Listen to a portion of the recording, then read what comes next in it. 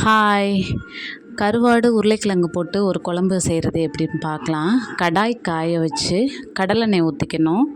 கடலெண்ணெய் சட்டி நல்லா காஞ்ச உடனே கடலெண்ணெய் ஊற்றி கடலெண்ணெய் நல்லா காஞ்ச உடனே சோம்பு பொரிஞ்ச உடனே வெந்தயம், அப்புறம் கருவேப்பிலை, அது மூணும் நல்லா பொரிஞ்ச உடனே சின்ன வெங்காயம் ஒரு 10 கிட்ட நல்லா தோல் நீக்கியது அதை போட்டு நல்லா வதக்கிட்டு 10 பல்லுக்கு மேலே பூண்டு, அது 2 பச்சை மிளகாய் அதை போட்டு நல்லா அந்த எண்ணெயிலே என்ன செய்யணும், நல்லா வதக்கணும்.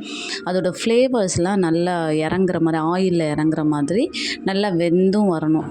அப்புறம் தக்காளி, நான் வந்து ஒரு 3 தக்காளி போட்டிருக்கேன். கொஞ்சம் திக்காக இருக்கட்டும்ன்றதுக்காக கொஞ்சம் ரொம்ப தண்ணியாக இல்லாமல் திக்காக இருக்கிறதுக்காக 3 தக்காளி போட்டு உப்பு போட்டு நல்லா அது குழைவாக வர்ற மாதிரி நல்லா வேக வச்சுக்கணும்.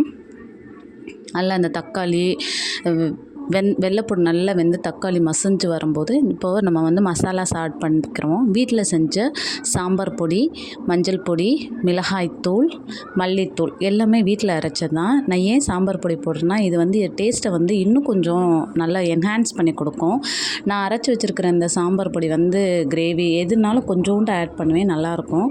அப்புறம் ஒரே ஒரு உருளைக்கிழங்கு, பெரிய உருளைக்கிழங்கு, அதையும் போட்டு தண்ணி ஊற்றி நல்லா உருளைக்கிழங்கு வேகிற வரைக்கும் அந்த மசாலாவோட பச்சை வாசனை எல்லாமே போகிற வரைக்கும் நல்லா கொதிக்க விடணும். கொதிக்க விட்டதுக்கப்புறம், ஏன்னா நம்ம புளித்தண்ணி வந்து இடையில கரைச்சி வச்சுக்கிறணும். ஏன் இப்போ ஊற்றலைன்னா உருளைக்கிழங்கு வெந்து வராது, அதுக்காக. இப்போயே நம்ம வந்து தண்ணி ஊற்றி உருளைக்கிழங்கு நல்லா வெந்த உடனே நல்லா கொதி விட்டு நல்லா கொதித்த உடனே புளித்தண்ணி, நம்ம கரைச்சி வச்சுருக்கிற எலுமிச்சை சைஸ் புளியை வச்சு அதை கரைச்சி அந்த புளித்தண்ணி ஊற்றணும். அதுக்கப்புறம் புளித்தண்ணி நல்லா கொதித்த உடனே நம்ம அலசி வச்சுருக்கிற கருவாடு, அது எந்த கருவாடுனாலும் பரவாயில்ல, போட்டு நல்லா கொதிக்க விடணும். அவ்வளோதான். ரொம்ப டேஸ்ட்டாக இருக்கும், செஞ்சு பாருங்கள்.